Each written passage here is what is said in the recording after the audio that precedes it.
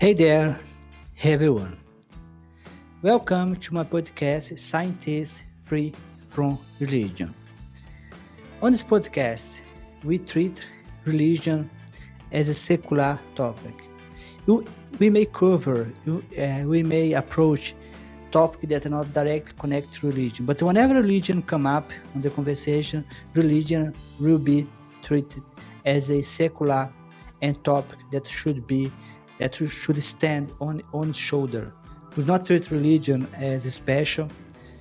So if religion is good, it will be accepted as good. But different from the, let's say, the common sense, here religion is not treated as special.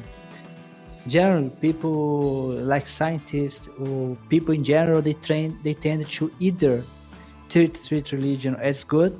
Most of the time they are religious people, but even agnostic and non-religious people, they tend to treat religion as a common good. So they tend to avoid the topic. And whenever they talk about religion, they tend to follow into the common trap, which is they tend to choose the most happy and the most, let's say, not confronting idea. So religion is treated in general as a common good.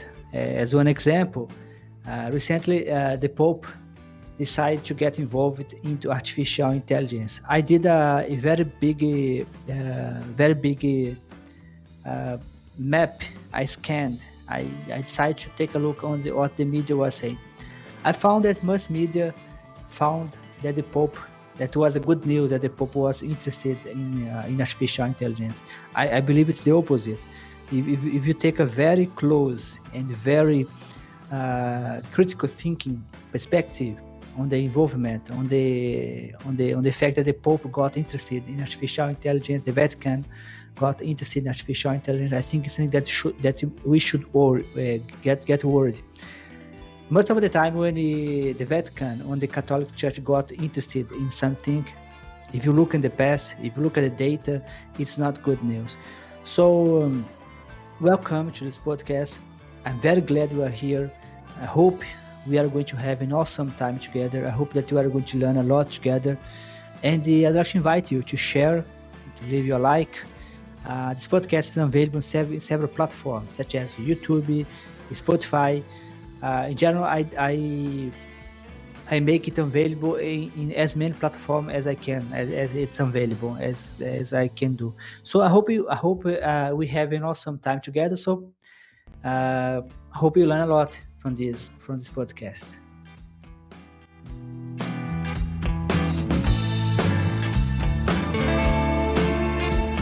Think about the last time you or someone had to get a medical diagnosis. Oh, sure. There is this inherent expectation of absolute precision, isn't there?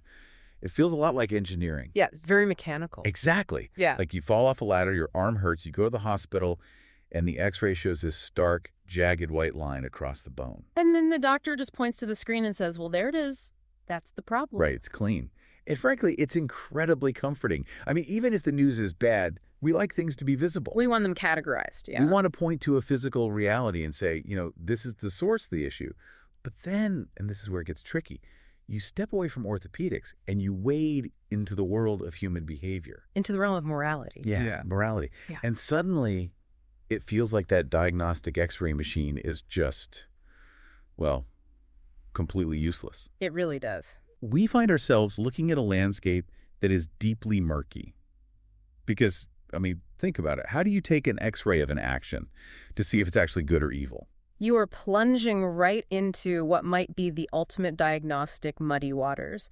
And the reason it feels so murky is that culturally, we are deeply conditioned to think of morality as something entirely ethereal. Like it's just floating out there. Right. Or on the flip side, we treat it as entirely like it's just a matter of cultural preference, you know? Just an opinion. Exactly.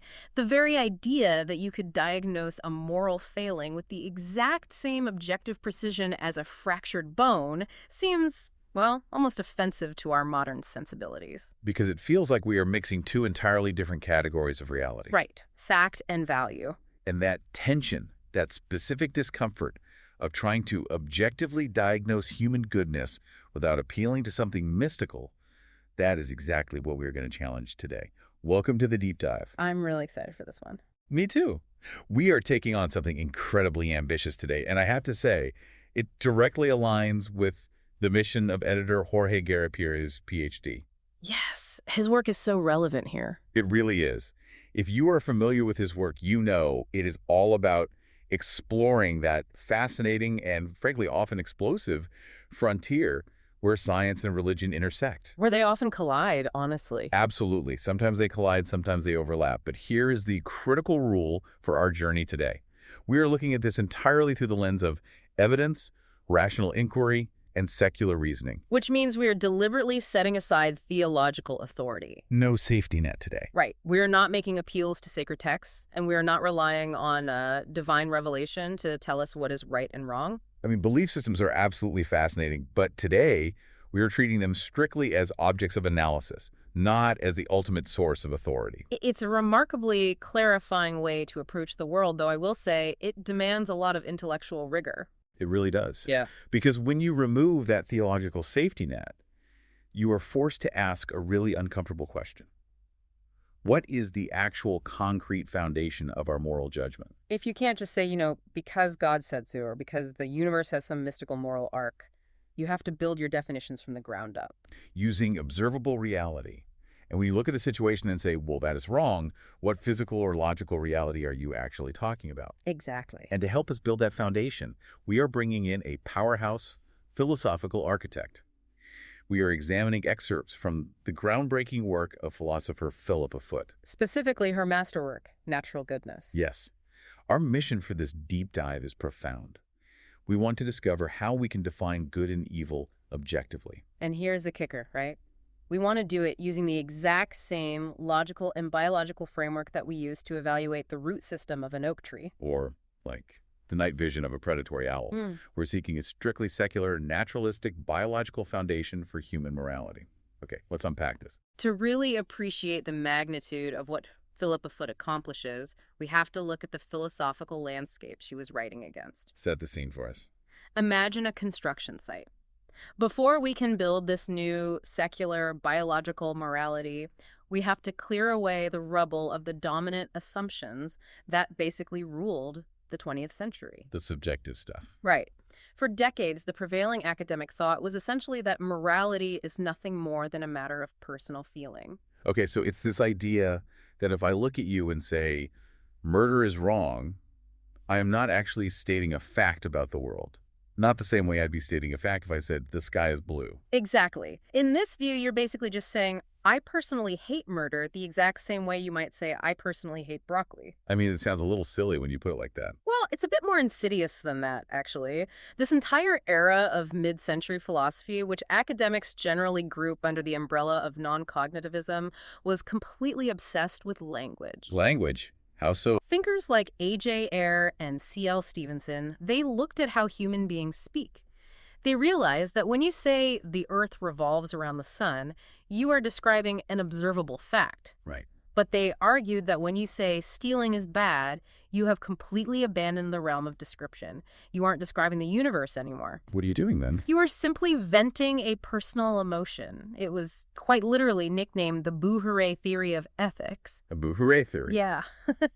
Under this framework, saying murder is wrong is functionally identical to standing on a sidewalk and shouting, boo, murder. Wow. It's like cheering for a sports team. You're just projecting your internal bias outward. Like, hooray, charity, boo, stealing. Yes, exactly. And while that might sound simplistic, other philosophers like Richard Hare tried to refine it. What did Hare say? He called his version prescriptivism.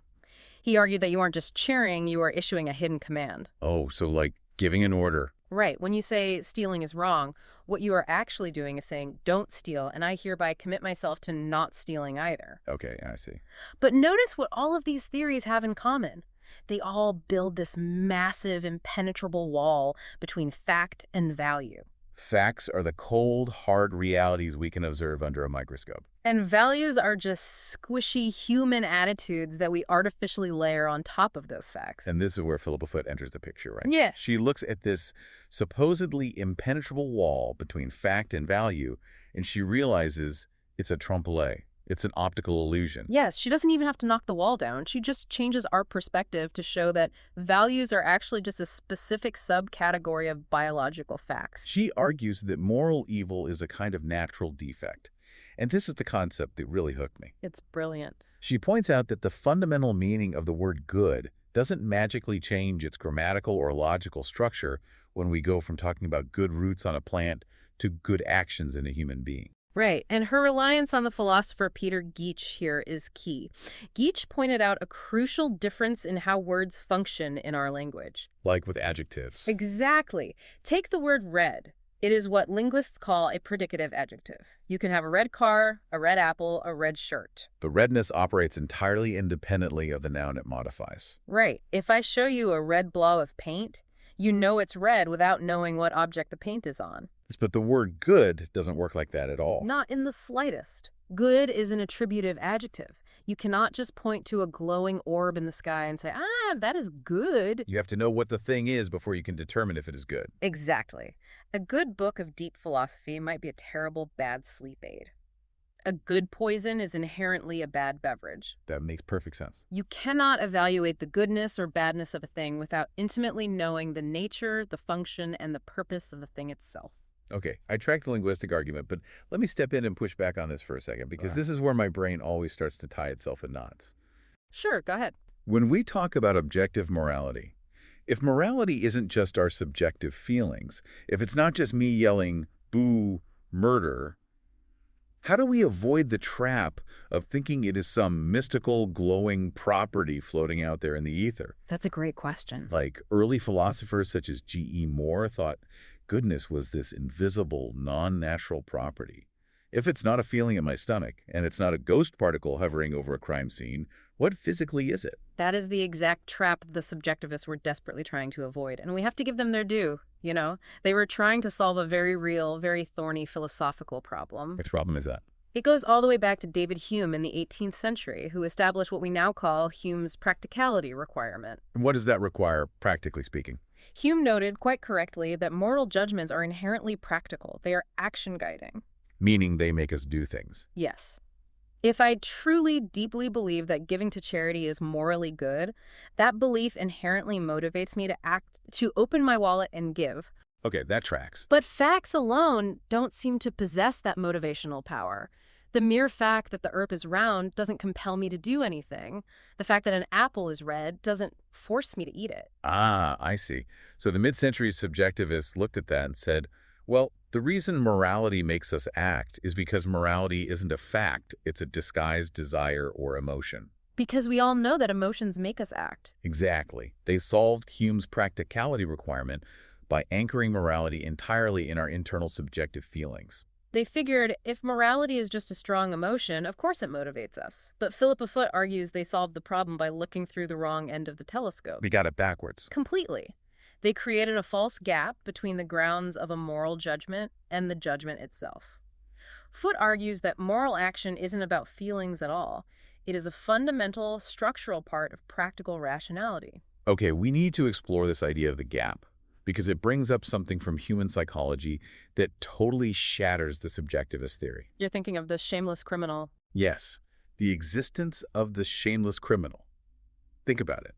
The subjectivists basically claim that if you say, lying is wrong, but you go ahead and lie anyway, you must be insincere. Right, under their theory, you didn't really have the negative emotion toward lying, so you weren't really making a moral judgment. But that completely ignores reality. It ignores a vast swath of human history, yes. There is a great example of a Brooklyn machine politician from the Tammany Hall era. This guy was notoriously corrupt, and he once literally said to a reporter, "People think it's hard to stand up for what is right, but what is really hard is standing up day after day for what is wrong." Wow, he really said that. Yeah. Or if you want a literary example, think of the character Alec d'Urberville in Thomas Hardy's novel. Oh, right. He ruins the protagonist's life, and he just plainly states, "I have lived bad and I shall die bad." These people completely understand the moral vocabulary. They know perfectly well what justice and honesty are. They aren't being insincere in their use of language. They just fundamentally do not care. And that destroys the emotive theory. They are acting defectively, but they are not speaking insincerely. Right. This distinction is vital for our secular foundation. If morality is just expressing a feeling, then the shameless criminal is just a guy with a different set of feelings. Who are we to judge his feelings? But if morality is a matter of natural defect, if it is a failure of practical rationality, then the shameless criminal is fundamentally broken in a specific objective way. Regardless of how great he feels about his life. This raises an important question, though. If good isn't a feeling, and we agree it isn't some mystical glowing aura, where exactly are we looking for it? I mean, the entire premise of this deep dive, the mission of grounding this in secular science, means we have to look to the natural world. But how do we actually practically judge if a plant or an animal is good? You need a baseline. Because if we are going to eventually apply this framework to complex human beings, we need to understand how it works for a turnip or a badger first. A biological baseline is exactly what we need. And to establish that, we turn to the philosopher Michael Thompson, who formulated this brilliant concept called Aristotelian categoricals. Aristotelian categoricals. Yes. These are very specific types of statements that we make about the life form of a species. Give me a concrete example of an Aristotelian categorical so I can visualize it.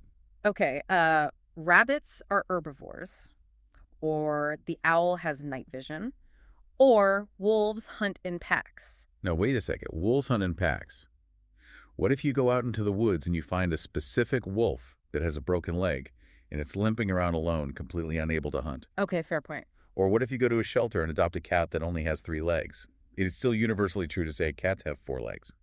So these Aristotelian categoricals, they aren't just statistical averages, are they? That is the crucial distinction. They are absolutely not statistical. Let's say a terrible freak fungal disease swept across the globe and wiped out 99% of the world's oak trees. Oh, wow. And the only survivors were a few stunted mutants with incredibly shallow, superficial roots. Even if 99% of existing oak trees had shallow roots, it would not change the fundamental Aristotelian categorical that oak trees have deep, sturdy roots. Because the statement isn't about the current statistics, it's about what the tree needs to be an oak tree. Yes, these statements are teleological. Meaning they deal with purpose and function. But a very specific, strictly biological kind of purpose. They describe how the physical features and the behavioral operations of a species serve 2 primary goals. Which are? Self-maintenance and reproduction. They describe the complete life form of the species. Think about it. You cannot even understand what a biological organism is doing without constantly referencing its species. Right. If you observe a creature taking in matter from its environment and transforming it internally, is it digesting food to maintain its tissue? Or is it synthesizing a toxic defensive spray like a bombardier beetle? You can only interpret the action by knowing the life form of the species. Exactly. This brings to mind a fantastic comparison that Philippa Foot uses to illustrate this point. She asks us to compare a blue tit, which is a small, common European bird, with a peacock. I love this example. Now, let's say we were bird watching, and we observe a blue tit that has a drab gray head instead of its typical bright blue patch. Okay. Now, assuming that blue patch on its head plays absolutely no functional role in the bird's survival, and it doesn't help it attract a mate, a drab head isn't a defect. It's just a statistical anomaly. Right. It's a quirk. Mm-hmm. It might be rare, but the bird isn't biologically defective because its self-maintenance and reproduction aren't compromised. Exactly. But if we shift our binoculars and look at a male peacock, we know that the brilliant, massive, colorful tail is the entire biological mechanism for attracting a peahen and reproducing. It's completely necessary. If a male peacock has a drab, gray, stubby tail, that is not just a quirk. That is a massive natural defect. That peacock is failing to instantiate the life form of its species. And right there, we have discovered our secular objective standard of evaluation. We can evaluate any individual organism based on the intersection of 2 undeniable realities. The categorical and the individual. Right. The Aristotelian categorical of its species and the actual physical state of the individual. I'd love to bring in a classic literary reference here to anchor this. Please do. The Fable by Jean de La Fontaine about the oak and the reed. Oh, the one where the great wind blows. Yes. A massive storm rolls in. The reed, which is thin and flexible, bends all the way to the ground as the wind howls over it, and it survives. Because it's pliable. Right. But the oak tree stands completely rigid, fights the wind, and might even snap or be uprooted. In that scenario, pliability, flexibility is a good in the reed. It is absolutely necessary for the reed's survival. But that exact same pliability would be a fatal defect in the oak tree. Exactly. The oak is tall, it is incredibly heavy, and it requires rigidity and deep, sturdy roots to support its specific life form. What is good for one species is disastrous for another. Here's where it gets really interesting, especially keeping our mission in mind for the listeners. What you just described is teleology, purpose, and function completely. 100% without theology. Yes, entirely naturalistic. We aren't saying God designed the oak tree to be rigid, therefore rigidity is good. We are just looking at the mechanics of survival. Michael Thompson makes a brilliant, almost humorous point to drive this home. He says, imagine a hypothetical scenario where a divine mind did create a specific species. Okay, let's play along. Let's say this creator made an animal with bright pink fur that lives exclusively along the banks of the Monongahela River. And the creator made it pink simply for aesthetic reasons, just because the divine mind thought pink looked pretty against the water. Right. Even if that theological origin story were 100% true, it would not change the natural teleological description of how that organism actually survives and reproduces in its environment. Oh, I see. The natural normativity of the biological rules of its existence stands entirely on its own, completely independent of any creator's aesthetic whims. You don't need the creator to explain why the organism needs to eat or mate. Okay, so I feel like we have built an incredibly elegant, objective, biological framework for plants and animals. An organism is good if it possesses the characteristics and behaviors necessary to survive and reproduce according to the specific life form of its species. That's a baseline. But you and I are not oak trees. We aren't peacocks displaying our tails to find a mate, at least not literally. Mostly not, no. How on earth does this simple biological framework map onto human beings? Because human life is immensely, almost overwhelmingly complex. You've just articulated the great transition point in this philosophy. And honestly, it is the exact point where many thinkers just jump off the train. They just reject it. Yeah, they look at the framework and say, sure, biological norms work beautifully for a badger or a turnip, but humans are entirely different. We have free will, we write symphonies, we build skyscrapers. We aren't just surviving. Right, they say you cannot possibly reduce the majesty of human morality to the basic biological life cycle of survival and reproduction. And they have a valid point, don't they? Yeah. I mean, think of a human being who chooses to be celibate and dedicates their entire life to solving complex mathematical theorems. Or someone who sacrifices their life to save a stranger. Exactly. They aren't surviving and they aren't reproducing. But we wouldn't call them biologically defective. No, we wouldn't. They are absolutely right that human good is vastly more complex than badger good. But, and this is Foot's masterstroke, the conceptual structure of how we evaluate goodness remains exactly the same. Wait, how is that possible? We don't need a new framework. We just have to accurately describe the human life form. We have to ask, what does a human being actually need to flourish? Okay. We are not solitary creatures. We are social, highly rational animals. We require language to communicate complex ideas. We require imagination to plan for the future. And most importantly, we require incredibly complex social cooperation just to stay alive. Right. A human baby is essentially helpless for years. If we don't cooperate, our species dies out in a single generation. Exactly. And to explain how this cooperation functions, Foot brings in another towering 20th century philosopher, Elizabeth Anscombe, and her concept of Aristotelian necessities. Aristotelian necessities. Let's break it down. Those are things that are necessary because the very concept of human good hangs on them. Precisely. Just as a bird needs the behavioral instinct to build a nest, or a wolf needs the instinct to hunt in a pack, human beings need certain behaviors and structures to instantiate our life form. Like what? Well, here's the problem. Humans are physically weak, we don't have telepathy, and we don't have biological mind control devices to force other people to cooperate with us. Thank goodness for that. Right. So how do we secure the future? We had to invent social institutions. One of the most profound Aristotelian necessities for the human species is the ability to bind each other's wills. Bind each other's wills. Yes. We need to be able to rely on what someone else will do tomorrow. So we invented the institution of promising. Oh.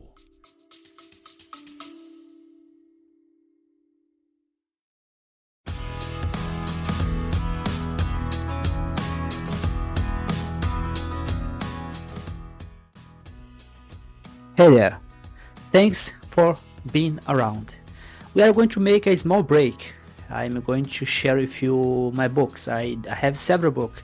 So far, all my books about religion and atheism which have been published a lot, they are in Portuguese, which is my main focus. But if you are interested, you can still buy my books to help me to support my work. I have several books. For example, one book that I'd like to recommend now is AI by Sci-Fi. AI by Sci-Fi is a book that talks about artificial intelligence, which is everyone is talking about artificial intelligence with ChatGPT, all this amazing stuff that they can do. They can talk, they can create video, they can create podcasts. This podcast, for example, there are several episodes that was recorded using artificial intelligence, which is amazing how I can do that. I can even interact as you could see in several episodes.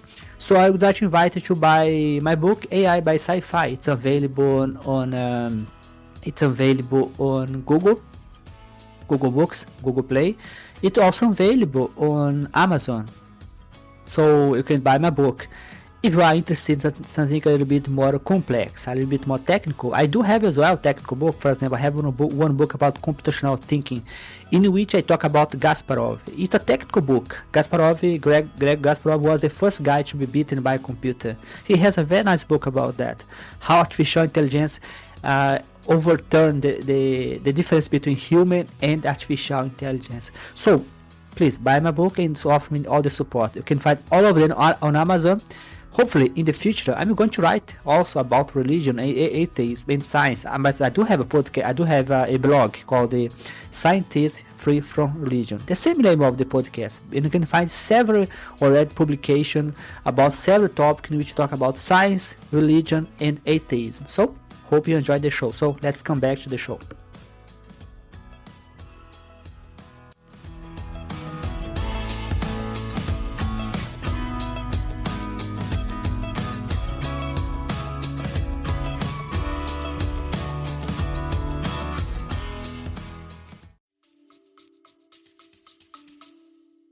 This is such a crucial pivot in our understanding, because it takes something that usually feels incredibly abstract and moral, the duty to keep a promise, and it anchors it directly in biological, species-level survival and flourishing. He grounds it entirely. You know, this reminds me of the story of the anthropologist Mikluko Maklay. Have you ever read Peter Kropotkin's memoirs? I know the story you're referring to, and it is a perfect case study for this. It really is. Yeah. So for you listening, Mikluko Maklay was this Russian anthropologist in the 1800s, and he was doing fieldwork in the Malayan archipelago, studying the indigenous peoples there. Right. He needed help, so he hired a local indigenous man to be his servant and guide. But the servant had one strict, non-negotiable condition for taking the job. Maklay had to promise never to photograph him. Because of a cultural belief, right? Yes, the servant held a deep cultural belief that having his picture taken would literally steal a part of his soul. So Maklay gives his word. He makes a promise. A clear, binding verbal contract between two rational agents. Right. But one day, the servant is fast asleep in their camp. Maklay is sitting there, and he has his camera right next to him. And he realizes he is awfully tempted. Because it would be a huge scientific discovery. Exactly. Taking the photo would be a massive advancement for his anthropological research back in Europe. And think about the variables here. The servant is dead asleep. He will never know. There will be absolutely zero harm done. The servant won't feel any physical pain. His soul won't actually be stolen. He won't lose his job, and he will literally never find out. Now, if you are a strict utilitarian, someone who believes morality is only about maximizing good consequences and minimizing harm, taking that photo is the absolute right thing to do. Because you maximize scientific knowledge for humanity and you cause zero harm. Yet, Maklay sits there, looks at the camera, remembers his promise, and he refrains. He doesn't take the picture. And when we hear that story, almost everyone intuitively recognizes that Maklay did the good thing. But why? Right, why? As you said, if we apply the utilitarian lens of calculating consequences, his restraint makes absolutely no logical sense. He gave up a huge benefit for no tangible reason. From a utilitarian perspective, he acted irrationally.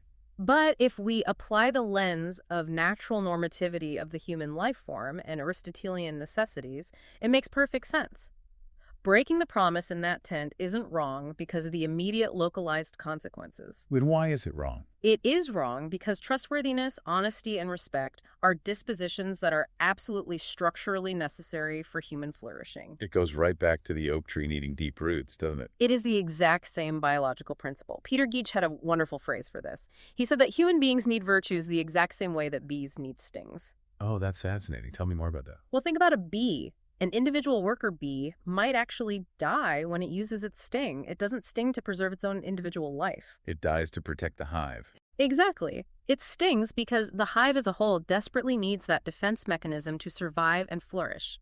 Similarly, human society depends utterly from the ground up on mutual trust and respect. Because if we can't trust each other, society falls apart. If we evolved into a species that casually breaks promises the second we think we can get away with it, the second the other person is asleep, the entire fabric of our cooperation unravels. We wouldn't be able to trade, we wouldn't be able to raise families, we wouldn't be able to form governments. Maclay's restraint wasn't just him indulging a nice, polite feeling.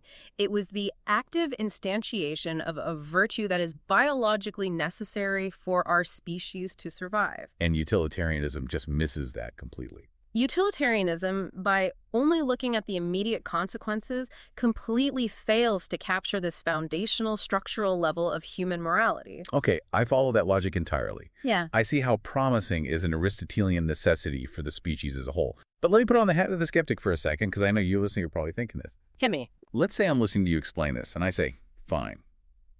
I concede that the human species needs people to keep promises so that society doesn't collapse into anarchy. Okay. But why should I, the rational, self-interested individual, care about the species? If breaking a promise benefits me immensely right now today, and I know for a fact I can get away with it, isn't it technically irrational for me to sacrifice my own immediate desires just to uphold some abstract biological necessity for the human race? You have just hit upon the core mystery of practical rationality, and this specific challenge highlights the massive evolutionary sea change between animals and humans. How so? Animals have ends. They seek food, they seek shelter, they seek mates. But humans don't just act toward ends, we act on reasons. We don't just blindly move toward the food. We sit there and ask, why should I eat this? Thomas Aquinas explored this cognitive leap deeply. He argued that an animal goes for the good thing that it visually perceives. A wolf sees the deer, the instinct kicks in, and it goes for the deer. But a human being goes for what they conceptually apprehend as good.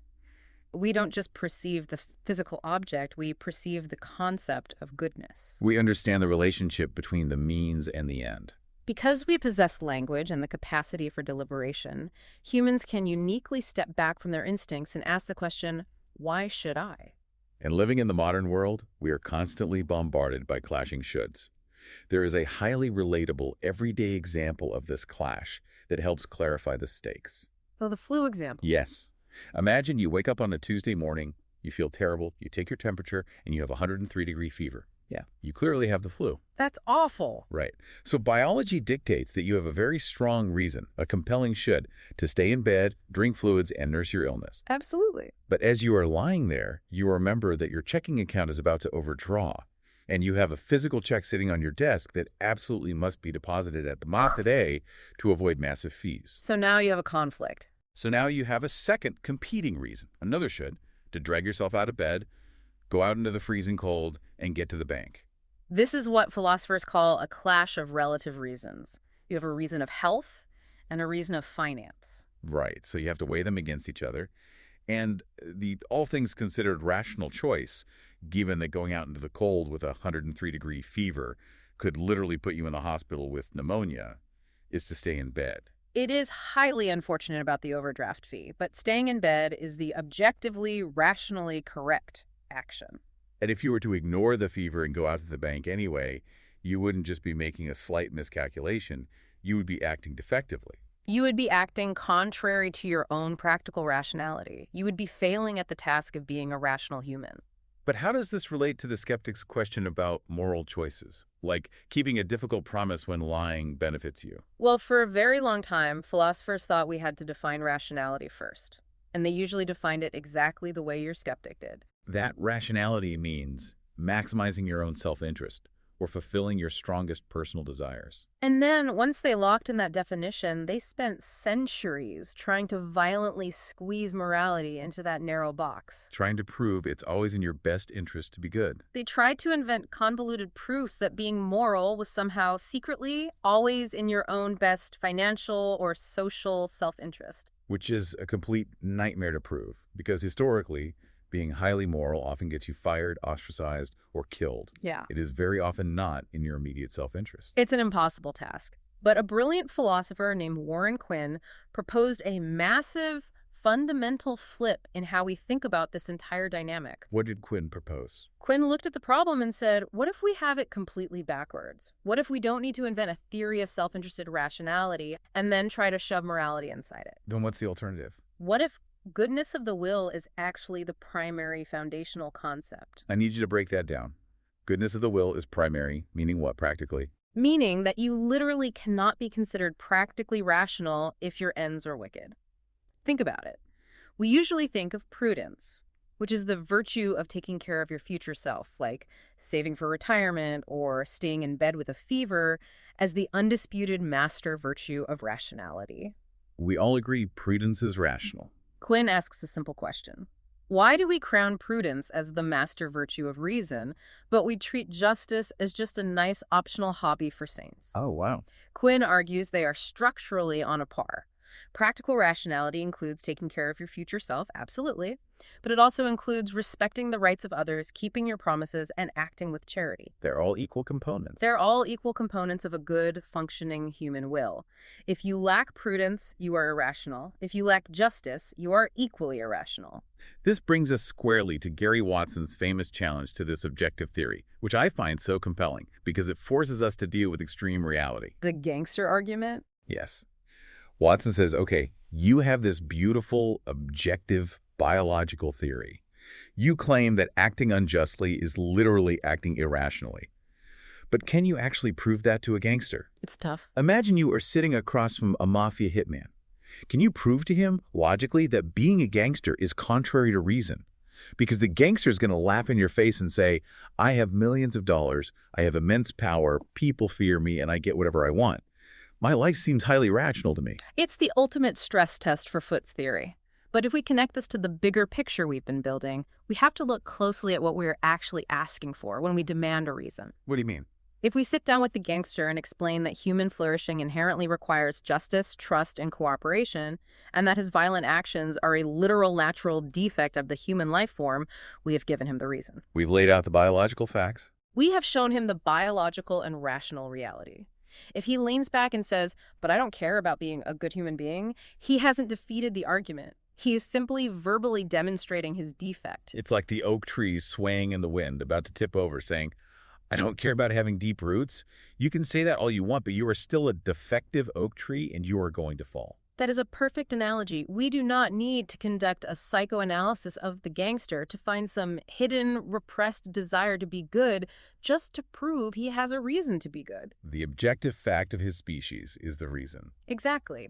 Think back to Kropotkin's anthropologist who didn't take the photo of the sleeping servant. If you asked Maclay why he didn't take the photo, the complete, sufficient explanation for his action was simply, I promised. He didn't need a selfish reason. We don't need to invent a psychological backstory about him fearing a bad reputation or worrying about a curse. The recognition of the moral fact is the motivation for a rational will. Okay, so let's synthesize this. If rational action is good action, and goodness is objectively tied to what our biological life form needs to flourish, Yeah. how do we actually evaluate the incredibly messy, complex deeds that humans do every single day? It gets complicated, yeah. We rarely encounter pure good or pure evil. Usually, good intentions, bad methods, and unforeseen consequences are all mixed up together in a single action. This requires us to perform a detailed anatomy of an action. And once again, Philippa Foot has to dismantle a long-held philosophical assumption to do this. What assumption? Specifically, she takes aim at an assumption championed by the great utilitarian John Stuart Mill, Mill created this very neat, very artificial dividing line in human behavior. The line between duties. He separated actions into two categories: moral actions, which are our duties regarding other people, and prudential or self-regarding actions, which are our duties to ourselves. Right. Mill basically argued that if you punch someone in the face or steal their car, you have crossed the line into a moral failing because you hurt society. But if you hurt your... Yeah, if you sit alone in your house and recklessly gamble away your own life savings, that is certainly foolish, and it's a prudential failure, but it's not a moral failing because you only hurt yourself. Exactly. It's a very common way of thinking today.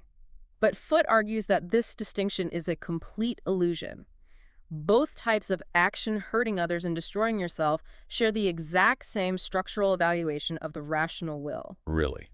They're exactly the same. A human being who acts self-destructively by gambling away their life savings is failing to instantiate human goodness just as surely, and through the same defective mechanism, as one who acts cruelly toward a neighbor. Both are fundamental defects of the will. To understand how to properly evaluate this without Mill's artificial divide, Foot returns to Aquinas, who outlined 3 distinct critical sources of badness in any given human action. Aquinas' 3 sources of badness are brilliant because they act like an analytical checklist. Let's go through them. The first one feels fairly obvious. The physical act itself has to be evaluated, right? Like the physical acts of murder or assault. Yes. The first source of badness is the nature of the act itself. Some actions are simply contrary to human good by their very definition. Okay, and the second source? The second source is the end, or the purpose, of the action. You might perform an action that seems outwardly good, like diving into a river to save a drowning man. That sounds good. But if your only purpose in saving him is so that you can lock him in a basement and torture him for ransom money later, the action as a whole is entirely bad. Oh. The corrupt end pollutes the seemingly good means. Precisely. You cannot divorce the physical movement from the intention. And that brings us to the third source of badness, which is acting against one's conscience. But that third source of badness, acting against your conscience, forces us to look at one of the most horrifying and tragic historical examples in our discussion today, the story of the Norwegian couple during World War II. It is a profoundly harrowing example of the terrifying complexity of the human will, and it perfectly illustrates the danger of an improperly formed conscience. So, to set the scene, during the Nazi occupation of Norway, a Jewish child had been secretly sent to a non-Jewish Norwegian family for safety. Right. The family took the child in, and by all accounts, they loved the child deeply. But eventually, the Gestapo issued a strict, terrifying order that all Jewish children in the region must be handed over to the authorities. And this couple, they complied. It's so hard to comprehend. They handed the child over to the Nazis, and the child was sent to Auschwitz and murdered. But the horrifying, twisting detail of this story is why the couple did it. The intention. They didn't do it out of anti-Semitic malice. And surprisingly, they didn't even do it out of raw cowardice or fear for their own lives. Historical records indicate they did it because they sincerely, genuinely believe it was their absolute moral duty to obey the established law of the occupying government. They convinced themselves that obeying the law, no matter how harsh, was the right thing to do. It is the ultimate tragic example of an erring conscience. And it forces us, as secular analysts, to ask a very difficult question.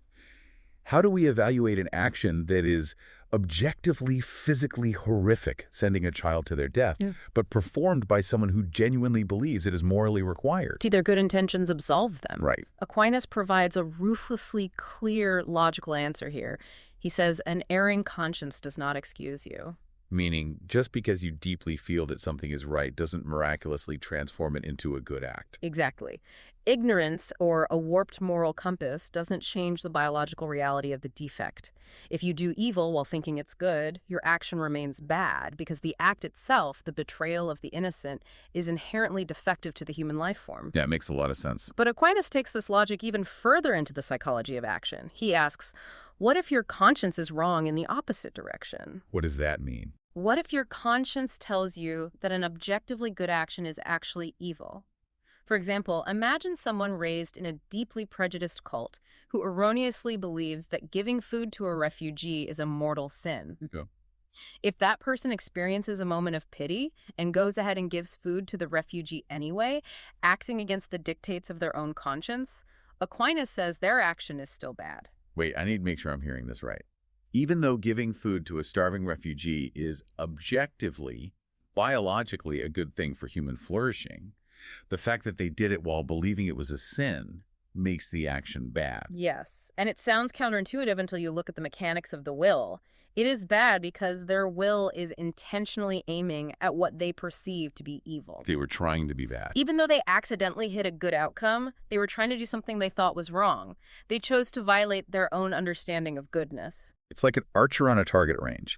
If you aim your bow dead center at the bullseye, but a sudden gust of wind blows the arrow into the dirt, that's a mistake. It's an erring conscience. You aimed at the good but hit the bad. Right. But acting against your conscience is like an archer who looks at the target, knows exactly where the bullseye is, and deliberately aims their arrow straight into the dirt. You are actively refusing to aim at the good. You are corrupting your own intent. That is a phenomenal analogy. You are deliberately corrupting your own will. And this entire breakdown reveals a profound structural asymmetry in how we evaluate goodness versus badness. That's asymmetry. Think about how we evaluate the quality of a house. A house is considered a bad house if it has a massive leak in the roof and is incredibly damp and moldy. Sure. But it is also a bad house if it is perfectly dry inside, but the foundation is structurally poorly designed and it's about to collapse. A single major defect in any area makes the whole house bad. But the reverse isn't true. A house isn't considered good just because the roof doesn't leak. Yeah. To be a good house, it has to be dry and structurally sound and have working plumbing and safe wiring. Yes.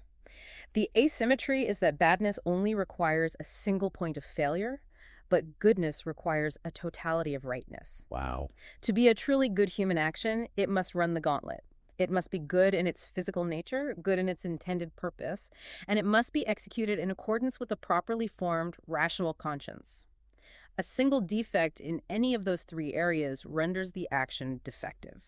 Okay, we have built a really rigorous, detailed framework here for evaluating an action. We know what makes an action objectively good or bad based on our biological life form and the anatomy of the will. We have the tools now. But there's a massive looming existential question that we haven't answered yet. It's the question everyone asks when they study ethics. Does doing good actually lead to a good life? What is the actual lived relationship between virtue and happiness? Because if we look out our windows at the real world, we see a lot of wicked people who seem perfectly happy, and we see incredibly virtuous people who suffer terribly. This is the crux of the entire philosophical endeavor. If human good is tied to instantiating our specific life form, and virtue is the behavioral mechanism of that instantiation, then shouldn't a virtuous life automatically, mathematically equal a happy life? That's the hope. To answer this, we have to radically, aggressively redefine what we mean when we use the word happiness. Right, because in modern culture, we usually equate happiness with just a fleeting feeling, a dopamine hit, the smiley face version of superficial pleasure. Exactly. And Foot uses a really striking, disturbing example to shatter that superficial definition. She cites a letter from a doctor who was describing a patient who had likely received a prefrontal lobotomy. The doctor described this patient as being perfectly happy all day long, just picking up leaves. The patient felt absolutely no stress, no anxiety, no pain. They just existed in a mild, continuous, unbroken buzz of contentment as they wandered the grounds picking up leaves. But if we are honest with ourselves, no loving parent would ever wish for their child to be lobotomized just to guarantee that they feel content all day picking up leaves. Never. The fact that we recoil from that scenario reveals that we don't actually believe mere emotional contentment is the ultimate human good. We intuitively recognize that true human good requires depth. It requires engagement with the real world, with all its friction, its challenges, and yes, its pain. We see this desire for deep engagement in literature all the time. Think about Gertrude Stein's character, Anna. The cook. Yes, she's a cook, a servant, and yet she finds this profound structural pride and joy in her service, in doing her job well, and in her specific place in the world. Or look at Caleb Garth from George Eliot's novel Middlemarch. Great example. Caleb is a land manager. He gets offered this incredibly difficult job to take a neglected, ruined piece of agricultural land and work it back into good fettle. And he says he would rather do that grueling, honorable work than inherit a fortune and do nothing. Because that's real meaning. That isn't just a fleeting dopamine hit. That is a deep structural happiness anchored in purpose, virtue, and reality. That is the happiness of a fully realized human life form. But this brings us directly back to your challenge about the real world. What about the wicked person who seems to possess this deep happiness? What about the successful, wealthy tyrant who sleeps soundly at night? Yes. Let's bring in the ultimate test case, Commandant Z.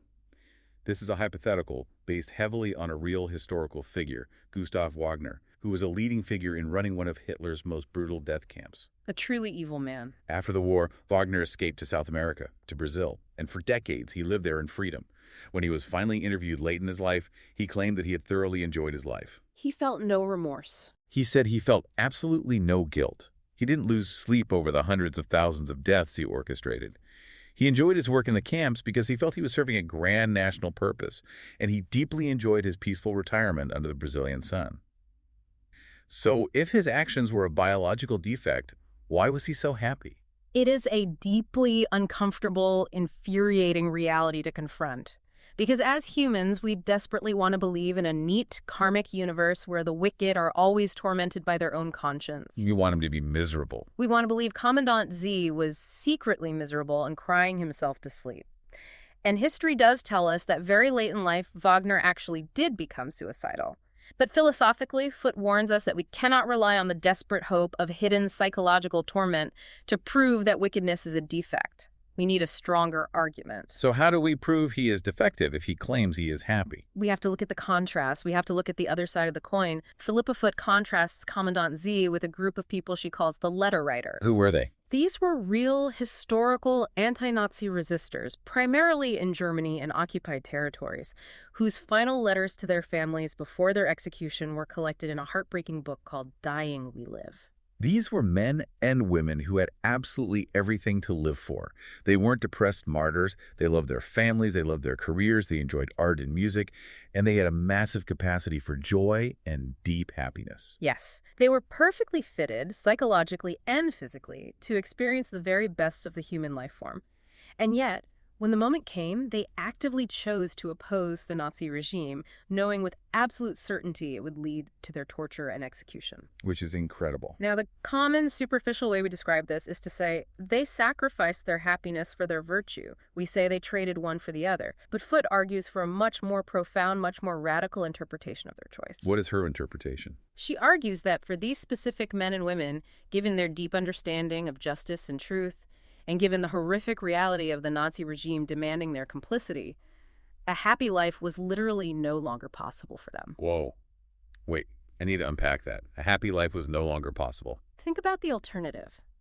If they had capitulated, if they had swallowed their morals, sworn a false oath of loyalty to Hitler, and gone back to their comfortable homes and their children, the life they would be living would be fundamentally, structurally corrupted. Because they'd have to live with themselves. The happiness they would experience sitting by the fire playing with their children would be built on a hidden foundation of profound moral cowardice, betrayal, and complicity in mass murder. I see. Because their specific understanding of a good life was conceptually inseparable from honor, justice, and truth, to abandon those virtues meant abandoning the very possibility of true happiness. So even if they had lived to be 90 years old and had thousands of moments of physical pleasure or superficial contentment, their life form would be deeply, irreparably defective. They would be the house with the rotting foundation. Exactly. Happiness, properly understood for a complex human being, isn't just a mood you can turn on and off. It is conceptually inseparable from virtue. You cannot have a flourishing human life built on rock. It really can't. So, having established this incredibly deep connection between biology, virtue, and happiness, what does this all mean for the ultimate challenge to this framework? Because we have to talk about the people who say this entire conversation we've had for the last hour is a complete joke. You are talking about the immoralists. The immoralists. The philosophers who argue that we shouldn't just tweak or refine conventional morality, we should abandon it entirely if we want to truly flourish. We are talking about the philosophical heavyweights here. Going all the way back to ancient Greece, you have Plato's infamous characters Thrasymachus and Callicles. Oh, yes. In Plato's Republic, the character of Thrasymachus bursts into the dialogue and aggressively argues that justice is just a scam. A scam by the weak. It's a linguistic trick invented by the weak masses to keep the strong, capable individuals from taking what they naturally deserve. He argues that the truly wise, strong man recognizes that injustice, taking what you want, dominating others, is the best and most natural policy as long as you're smart enough not to get caught. And then you fast forward thousands of years later, and Friedrich Nietzsche picks up this exact baton and runs with it straight into the modern era. He really does. Nietzsche launches what is probably the most blistering foundational attack in history on what he calls pity morality or slave morality, meaning the Christian, compassionate, turn-the-other-cheek ethics that dominate Western thought and which we've been indirectly defending as Aristotelian necessities. Nietzsche was a pioneer of depth psychology. Long before Sigmund Freud was laying people on couches, Nietzsche was looking underneath the surface of our supposedly good deeds and finding some very ugly, selfish motivations. Like resentment. He argued that when the weak masses preach compassion and equality, what they are really expressing is resentment.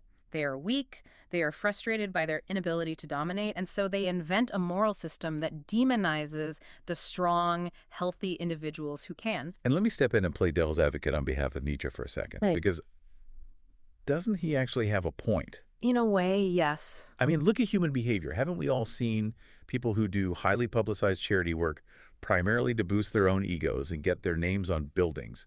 Or people who act like constant suffering martyrs just to make everyone around them feel guilty, manipulated, and small? There's an enormous amount of hidden vanity and emotional manipulation wrapped up in the performance of being good. That is a very fair point, and it is undeniable that Nietzsche successfully diagnosed a real psychological pathology. Vanity and resentment absolutely do masquerade as virtue every single day. And if we apply the framework we built earlier, Aquinas' anatomy of an action, if a supposedly charitable act is actually driven by a secret desire to demean the recipient and elevate the giver's ego, then the end of that action is bad, making the action entirely defective.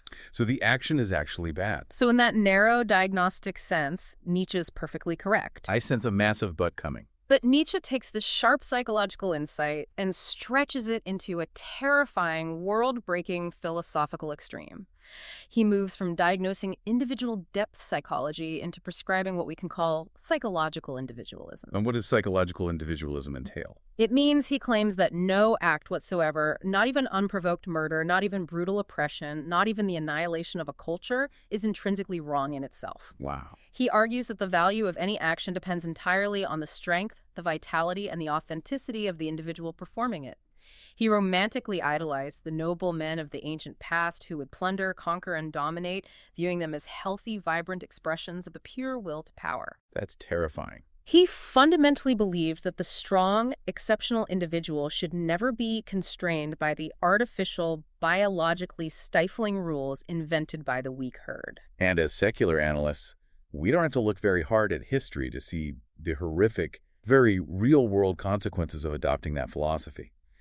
When you tell a society that true greatness requires abandoning the concept of intrinsic human rights and that compassion is a sickness, you literally pave the runway for the bloodiest century in human history. You really do. You get Stalin, you get Hitler, you get Pol Pot, you get leaders who view the systematic slaughter of millions not as a moral failing to be ashamed of, but as a necessary, even noble exercise of strength to shape the destiny of the world. The great novelist Thomas Mann wrote a profound reflection on this after living through World War II. Looking back at Nietzsche's romanticizing of wickedness and the blonde beast of prey, Mann wrote, "How bound in time, how theoretical too, how inexperienced does it appear today. We have learned to know it in all its miserableness." But quotes from novelists aren't enough for our deep dive.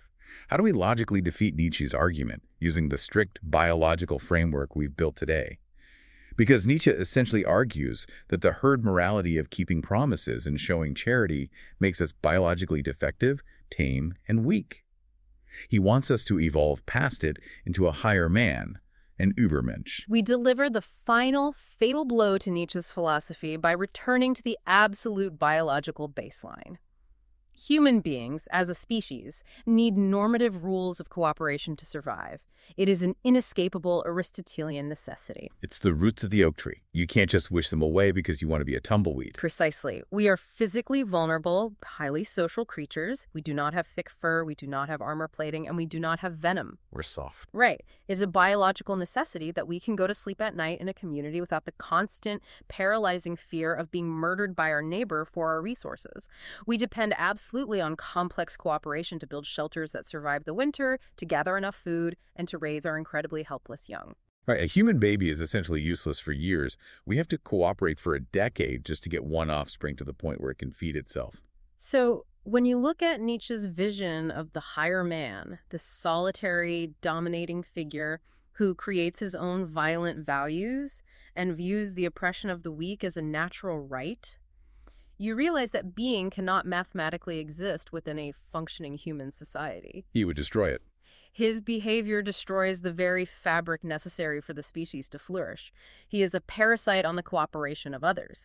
For Nietzsche's ethics to actually work in reality, his higher man would literally have to be a completely different biological species. Like an alien. The species that doesn't rely on trust, that doesn't require cooperation to survive childhood, and that is devoid of mutual vulnerability.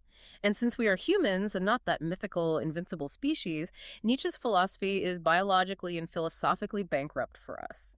It is a prescription for extinction. Okay, let's pull all of these massive threads together. We've gone on an incredible, rigorous journey today.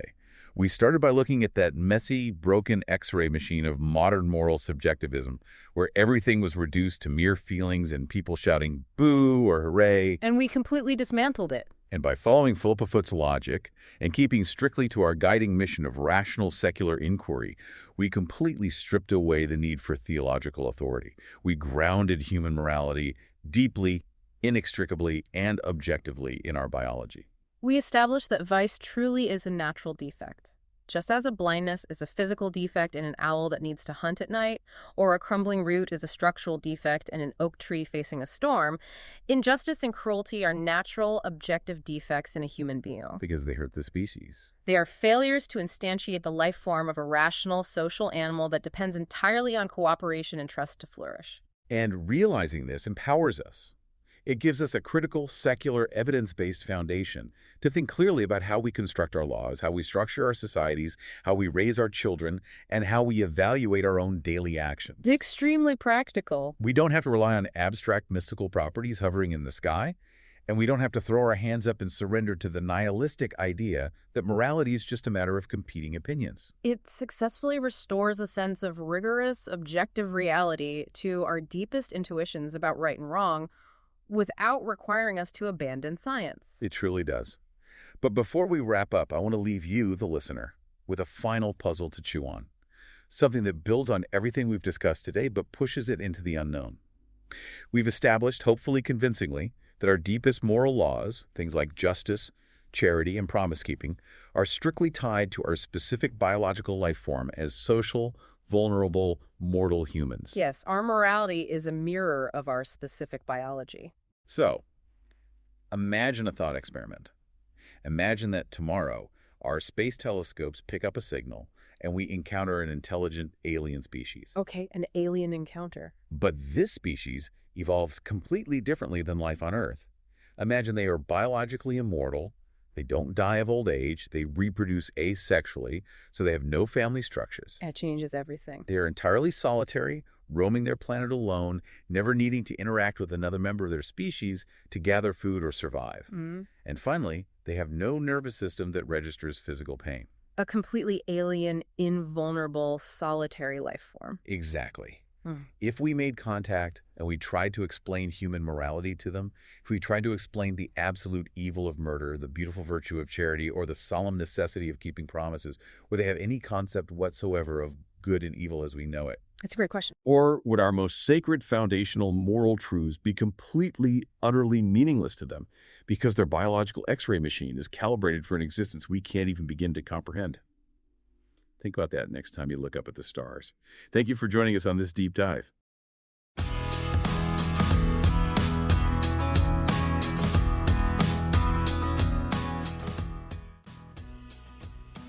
Hey there, you arrived to the end of this episode.